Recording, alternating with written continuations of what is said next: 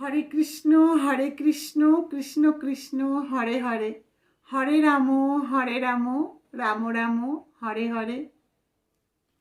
আমরা সকলেই তো গলায় সোনার হার পরতে ভালোবাসি, কিন্তু জানেন কি, গলায় যদি সোনার হার পরি তাহলে সেই হারের ওপর কার নজর থাকে?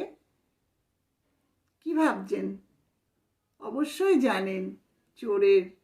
কিন্তু এটা জানেন কি, আমরা যদি গলায় তুলসীর মালা পরি তাহলে সেই মালার ওপর কার নজর থাকে? স্বয়ং ভগবান শ্রীকৃষ্ণের নজর থাকে।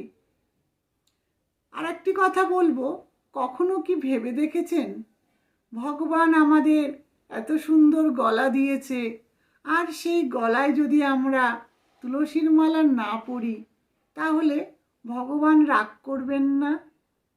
কারণ আমরা সংসারে কেউ যদি কোনো কিছু উপহার দেয় তখন আমরা কি ভাবি, যে না, সে খুশি হয়ে দিয়েছে তাহলে আমরা এটা পরব। তো ঠিক সেরকম ভগবান যখন আমাদের এত সুন্দর গলা দিয়েছেন, আমাদের কি উচিত?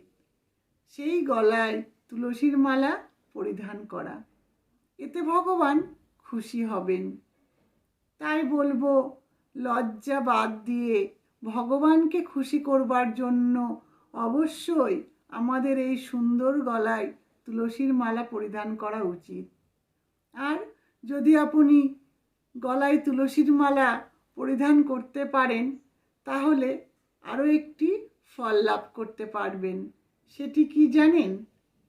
দিনে দিনে আপনার মধ্যে কৃষ্ণ ভক্তি বাড়তে থাকবে। হরে কৃষ্ণ।